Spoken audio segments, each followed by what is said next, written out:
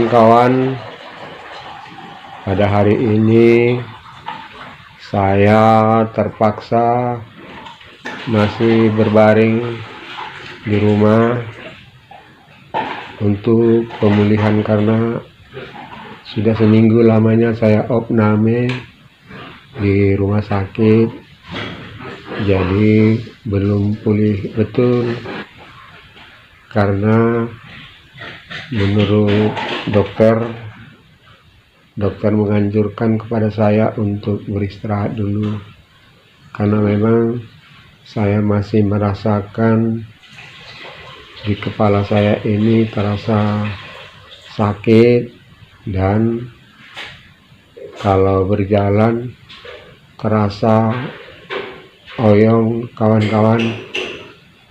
Jadi saya mohon didoakan supaya cepat pulih.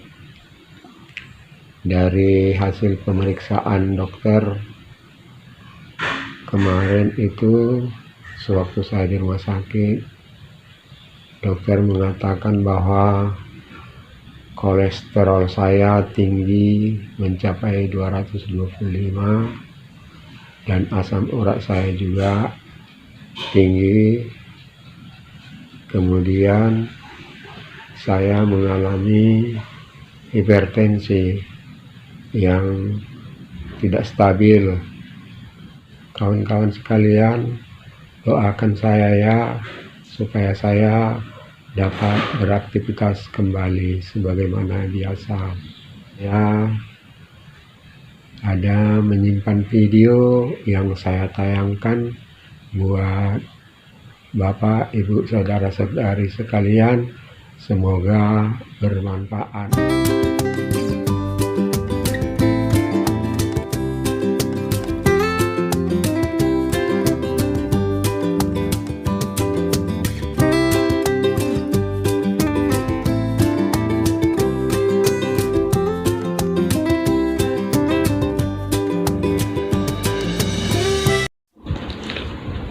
Selamat pagi, saudara-saudari, Bapak dan Ibu, dimanapun berada. Kiranya Tuhan Yesus menyertai Bapak dan Ibu sekalian. Pada pagi hari ini, kita akan mencoba merenungkan firman Tuhan yang tertulis pada kitab Mazmur pasal 109 ayat 26. Akan saya bacakan demikian firman Tuhan. Tolonglah aku ya Tuhan Allahku, selamatkanlah aku sesuai dengan kasih setiamu. Sekali lagi saya bacakan. Tolonglah aku ya Tuhan Allahku, selamatkanlah aku sesuai dengan kasih setiamu.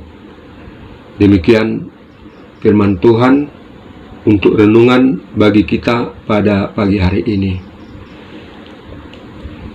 Saudara-saudari, Bapak Ibu yang dikasihi oleh Tuhan kita Yesus Kristus, nats ini adalah merupakan Mazmur, yaitu Mazmur Daud, Raja Israel. Daud menuliskan Mazmur ini adalah sebagai doa untuk memohon pertolongan Tuhan. Mengapa Daud bermazmur demikian? Itu dilakukan oleh Daud adalah karena dia selalu atau merasa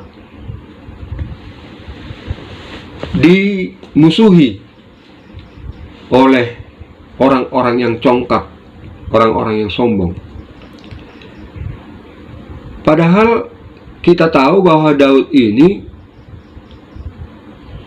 sebenarnya dari masa lalu dia itu adalah orang yang tangkas, orang yang kuat, bahkan walaupun tubuhnya begitu tidak terlalu besar, dia mampu mengalahkan Goliat yang tingginya sampai 3 meter. Dan Daud juga dalam masa lalunya, sebelum dia mengalahkan Goliat, dia pernah mengalahkan singa hanya dengan sebuah tongkat. Begitulah ketangkasan daripada Daud.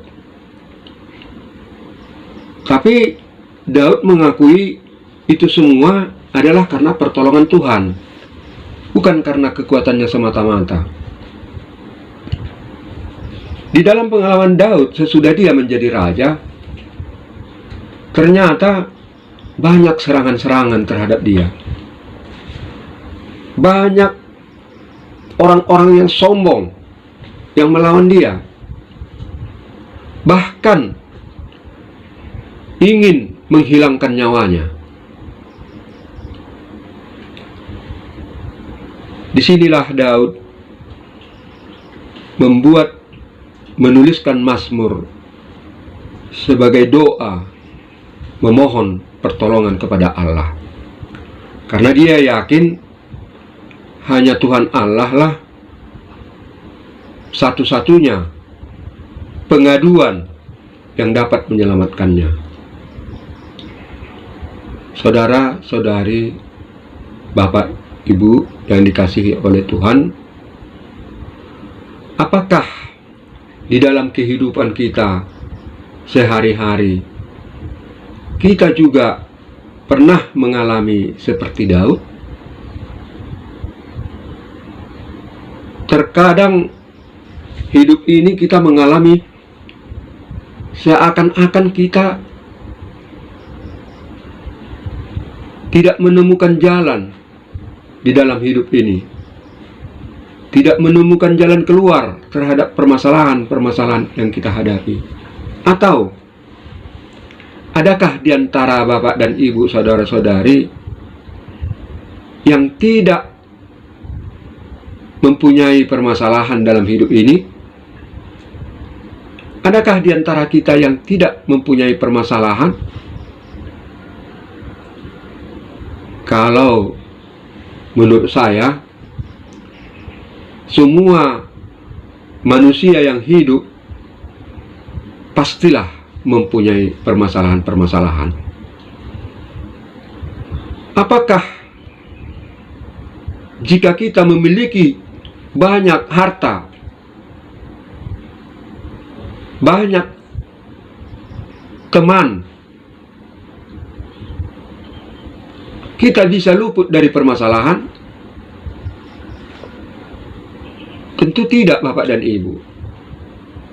Selagi kita masih hidup di dunia ini, pastilah menghadapi permasalahan-permasalahan. Demikianlah Daud, walaupun dia sangat kuat dan tangkas, walaupun dia seorang raja yang bijaksana, yang dikenal oleh negara-negara tetangganya, namun dia masih menghadapi permasalahan-permasalahan. Itulah sebabnya Daud berdoa dengan nyanyian Mazmur, "Tolonglah aku ya Tuhan, Allahku, selamatkanlah aku sesuai dengan kasih setiamu." Di sini Daud menjadi contoh bagi kita bagaimana kita memohon kepada Allah. Tolonglah aku, ya Allahku. Dia bilang, selamatkanlah aku sesuai dengan kasih setiamu. Jadi dia memohon, dia tidak mengatakan selamatkanlah aku supaya aku senang, supaya aku luput dari permasalahanku. Tidak demikian, Bapak Ibu. dia meminta pertolongan itu diakhiri dengan kata-kata sesuai dengan kasih setiamu. Daud mengatakan ini karena dia memang percaya kepada Allah. Percaya kepada Allah bahwa Allah itu memberikan yang terbaik bagi dia. Bukan sesuai dengan kehendakku, bukan seperti itu kata Daud. Tetapi sesuai dengan kehendak, sesuai dengan kasih setia Allah. Daud meyakini bahwa Allah itu adalah Allah yang maha tahu, Allah yang maha bijaksana. Pastilah Allah itu memberikan yang terbaik bagi kehidupan Daud. Itulah makna daripada sesuai dengan kasih setiamu. Kasih Allah itu sungguh luar biasa, tiada batasnya. Kesetiaan Allah itu sungguh luar biasa, tiada batasnya.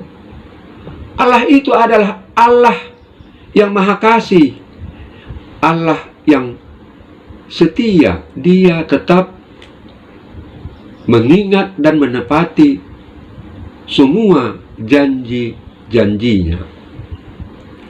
Itulah yang diyakini oleh Daud. Bapak dan Ibu, saudara-saudara sekalian, marilah kita juga dalam hidup ini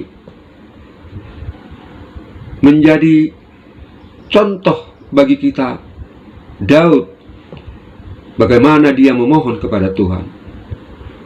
Walaupun dia sebenarnya kalau dibandingkan dengan, ya katakanlah dengan kita sendiri, jauh Daud itu lebih kuat, lebih tangkas, lebih kaya, lebih berada daripada kita. Itu menurut keyakinan saya. Akan tetapi dia masih tetap mengharap kepada Allah untuk memberikan pertolongan kepadanya dalam menghadapi permasalahan-permasalahan. Saya teringat kasus yang telah viral pada akhir-akhir ini. Kebetulan ada yang mengomentari renungan yang telah saya sampaikan, padahal sebenarnya tidak ada hubungannya dengan itu. Komentarnya ialah bagaimana dengan kasus FS dengan PC dan yang lain-lain. Kita tahu FS dan PC dari berita yang kita tangkap dari mass media, dari media sosial, entah itu benar entah tidak, tapi menurut berita dari media sosial atau dari sosial media, bukan main. Mereka itu bergelimang harta. Bergelimang harta. Kalau menurut saya, sampai tujuh keturunan pun hartanya itu tidak habis, kalau dikelola dengan baik. Tapi harta itu tidak menjadi jaminan bahwa dia telah hidup bahagia dalam dunia ini. Kenapa? Itulah kelemahan manusia. Mungkin saja dia tidak setia kepada firman Tuhan. Kalau dia setia kepada firman Tuhan, pastilah dia akan melakukannya dengan benar. Setiap orang yang melakukan firman Tuhan dengan benar, dengan setia, pastilah selamat daripada godaan-godaan iblis. Pastilah permasalahan itu bisa diatasinya dengan memohon pertolongan daripada Tuhan Allah. Bapak dan Ibu saudara sekalian, banyak sebenarnya orang yang lebih susah hidupnya daripada kita. Maksud saya, keadaan ekonominya jauh lebih terpuruk daripada yang lain-lain. Bahkan mungkin kesehatannya jauh lebih tidak sehat dibanding dengan orang-orang yang sehat lainnya. Secara jasmani, maksud saya sehat secara jasmani. Namun orang yang tidak berpunya itu, orang yang memiliki sakit penyakit itu, banyak yang bisa merasa bahagia. Lebih berbahagia daripada orang-orang yang saya sebutkan tadi. Di mana kunci rahasianya itu, Bapak dan Ibu, saudara-saudari?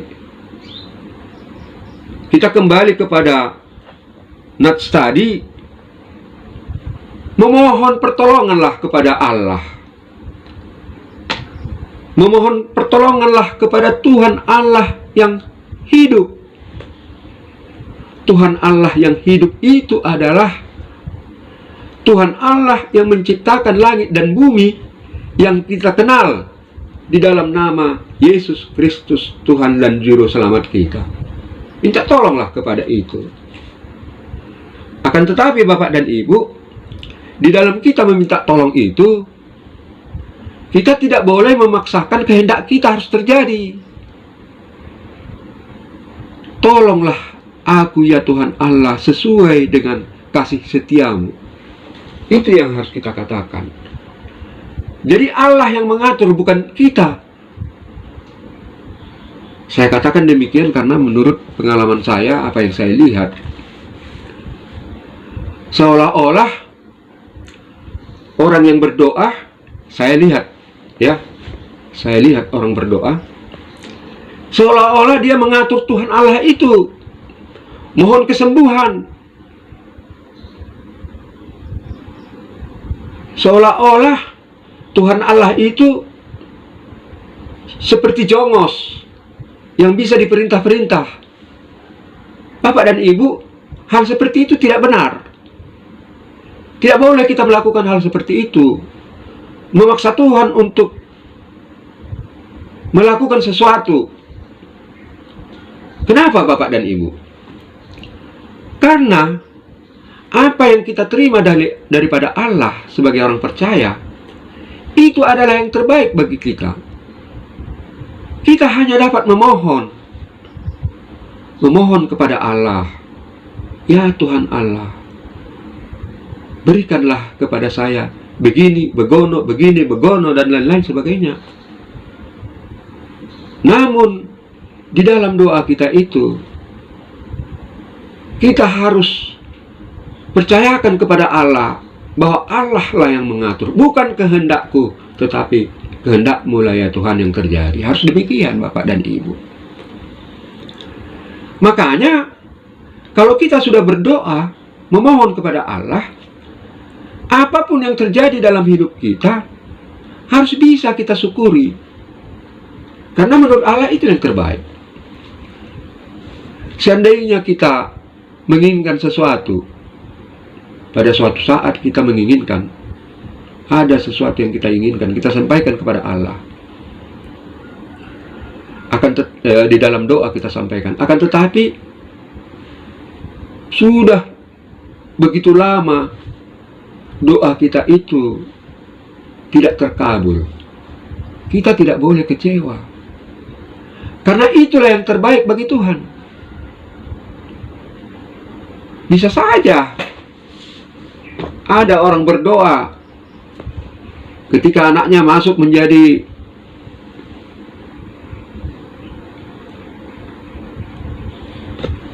ketika anaknya melamar untuk masuk menjadi pekerjaan tertentu, bukan main dia berdoa, tapi tidak dikabulkan. Lalu dia mencari jalan pintas. Dia bersandar kepada pikirannya sendiri. Lalu dia menyuap, memberikan suap. Dengan memberikan suap, bisa berhasil. Anaknya mendapatkan pekerjaan tertentu. Tetapi di kemudian hari setelah anaknya itu bekerja, apa yang terjadi? Dia menyalahkan kewenangannya, sehingga dia pada akhirnya tertangkap oleh pihak yang berwenang dan dijebloskan ke dalam penjara, kemudian dipecat. Nah, bukankah lebih baik kalau dia bersabar mendengarkan apa yang menjadi jawaban dari kasih setia Allah itu sendiri? Mungkin kalau dia mendengarkan jawaban dari Tuhan Allah sendiri yang akan memberikan hal yang terbaik bagi hidupnya, kasus itu tidak akan terjadi. Bapak dan Ibu, saudara-saudara sekalian. Nah, inilah sebagai contoh supaya kita dalam permasalahan hidup ini senantiasalah meminta pertolongan kepada Tuhan dan bersabarlah menunggu jawaban dari Tuhan. Bersyukurlah apapun yang menjadi jawaban dari Tuhan. Bapak dan Ibu, saudara-saudara sekalian, untuk menutup renungan kita pagi hari ini, saya akan semoga Tuhan Allah, semoga lagu ini, nyanyian ini menjadi pujian bagi Allah dan penghiburan bagi kita semua. Dengan berakhirnya lagu tadi, nyanyian tadi, maka saya akhiri renungan kita pada pagi hari ini. Semoga Bapak dan Ibu, saudara-saudara sekalian, tetap dalam lindungan Tuhan. Semoga Bapak dan Ibu dalam aktivitasnya hari ini diberkati oleh Tuhan.